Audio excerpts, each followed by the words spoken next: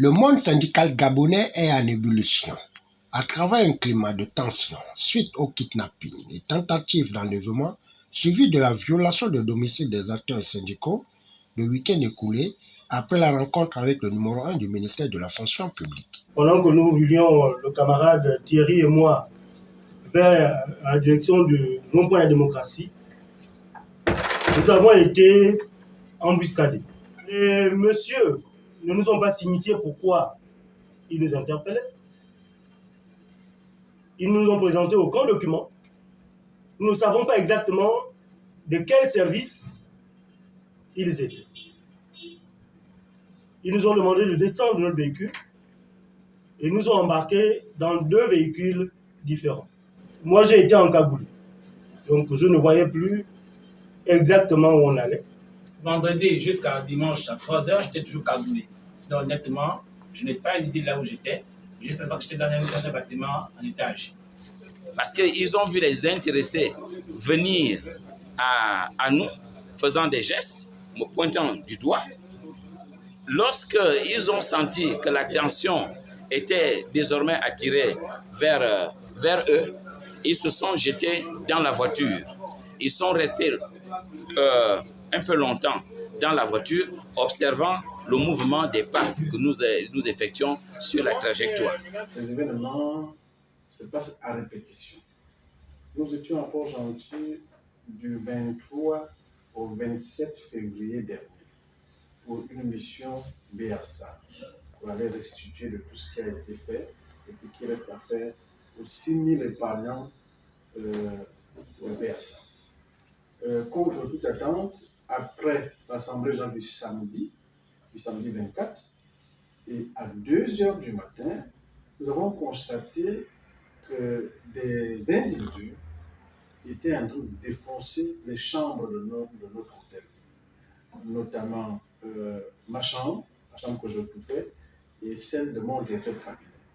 Et il a fallu que l'on demande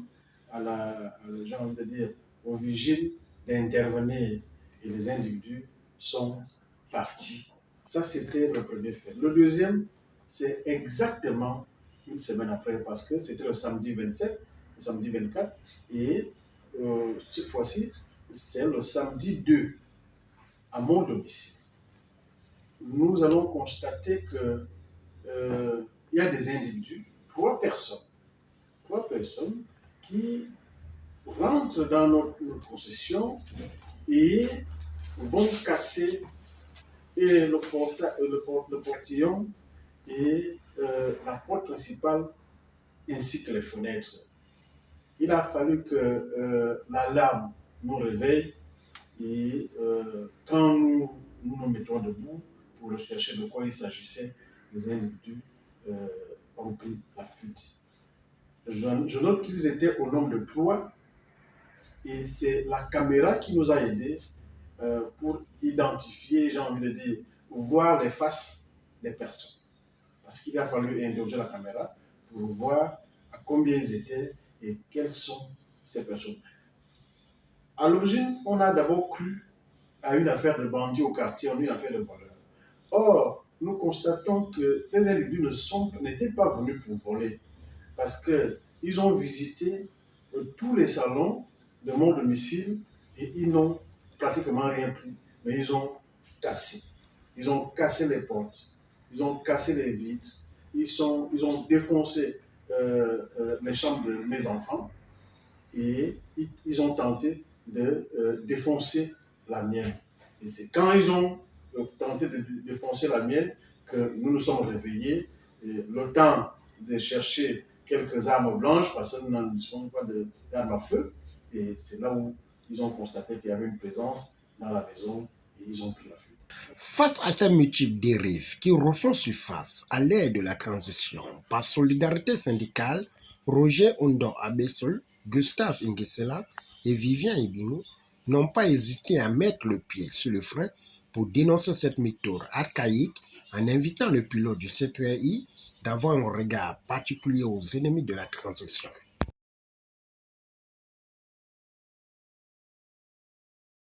A pris avec beaucoup de désolation l'inclusion faite par des individus connus au domicile du camarade Mbemba. Je pense que tous ces ajustements viennent renforcer notre idée de voir le leader syndical détenteur, lui aussi, pourquoi pas, de l'immunité. Parce que la violence avec laquelle les syndicalistes sont traités dans notre pays n'honore pas le Gabon. Malheureusement, ça arrive au moment où nous parlons de la restauration des mentalités et de la façon de faire. Nous ne pouvons pas comprendre qu'avec tout l'espoir que nous avons accueilli l'avènement du CTRI à la tête de notre pays, que nous puissions continuer à être victimes des ajustements dont était spécialiste le pouvoir déchu. Et ça peut se justifier justement parce que beaucoup de gens nous disent que rien n'a changé. Et nous avons effectivement l'impression que rien n'a changé. Nous avons dénoncé le fait que le président fasse appel aux pédégistes, aux anciens barons du pouvoir, parce qu'ils ont été formatés dans le même moule. Vous comprenez qu'ils ne peuvent pas, il leur faut un sevrage sérieux et durable. Je me dois de condamner, n'est-ce pas, tout acte de barbarie sur tous les partenaires sociaux. Et évidemment, il y a 24 heures, le compatriote a été aussi ou a raté un kidnapping, ce qui n'est pas aussi normal dans la sphère syndicale de notre pays. Pour dire vrai, aujourd'hui, nous ne pouvons que exprimer notre ras-le-bol par rapport à toutes les tentatives d'enlèvement des leaders syndicaux en République gabonaise. Qui dit syndicat dit thermomètre même d'une démocratie. Or, ce que nous constatons aujourd'hui avec l'actuel pouvoir de transition, au lieu que nous puissions être en sécurité, mais malheureusement les partenaires sociaux sont exposés à tous les dangers. C'est comme si nous étions même les ennemis même de la République. Nous pouvons rappeler ceci, que vraiment il est tellement hideux et incompréhensible que les actuelles autorités excellent dans des actes de barbarie de tout genre en enlevant les leaders syndicaux que nous sommes pour effectivement arrêter la revendication, pour bâillonner effectivement les leaders en République gabonaise, ce qui n'est pas une bonne chose. Aller kidnapper un acteur social comme M. Mbemba, qui est notre frère par solidarité, c'est un membre de la société civile, notamment un syndicaliste. Nous ne pouvons que condamner. Ce ne sont pas des bons actes et nous croyons évidemment que l'actuel pouvoir doit arrêter avec ces trous d'air, avec ces bourdes que nous voyons maintenant tous les jours, nous constatons tous les jours. Depuis le week-end, le monde syndical est secoué par des enlèvements à tout vent. Nous ne savons pas qui est derrière. Le vendredi, c'était le tour des camarades Alain Mangouadi de la CONACICET, de Thierry Koulou du commerce. Et le samedi, le tour revenait au camarade Blaise Kougui, après naturellement l'Assemblée générale de l'éducation nationale. N'eût été la vigilance des adhérents ou des enseignants, Blaise aurait été victime une fois de plus d'un enlèvement. Et aujourd'hui, nous apprenons que le camarade Mbemba a été visité à son domicile. Nous, en tant que leader d'opinion, cette situation nous préoccupe et nous attirons l'attention de la première autorité de la République, qui est le président de la transition, pour que la lumière soit faite autour de ces agissements. Malgré la direction du vent, après sa nomination au Parlement de la transition, Martial Libama, sans langue de bois, est resté constant et serein dans sa peau de syndicaliste. Cet enlèvement est la goutte d'eau qui va faire déborder le vase. Trop, c'est trop. Nous voulons dire ceci directement au chef de l'État pour dire que l'exemple commence d'en haut. Depuis son arrivée au pouvoir,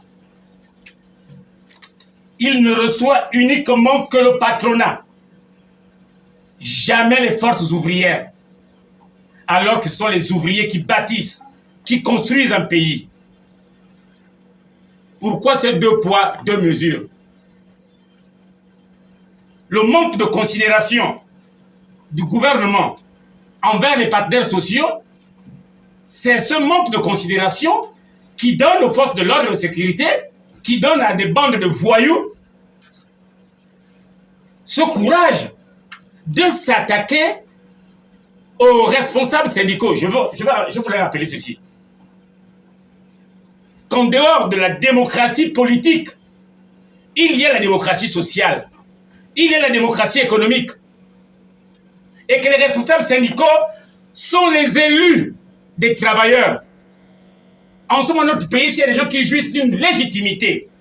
Ce sont les leaders syndicaux qui sont élus par des travailleuses et des travailleurs.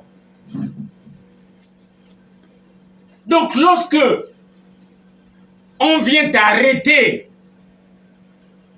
ces citoyens comme des vulgaires bandits, comme des vulgaires voyous, c'est un mauvais indicateur. Nous notons que la société civile fait face à un volcan en pleine éruption si rien n'est fait pour protéger les citoyens. Au finish, l'on se pose la question de savoir si le chaos promis par Emmanuel Mvimba pour donner du sourire aux épaillants du BSAL et la réconciliation de Dynamique Unitaire comme partenaire objectif à la transition qui fait peur aux ennemis du CTI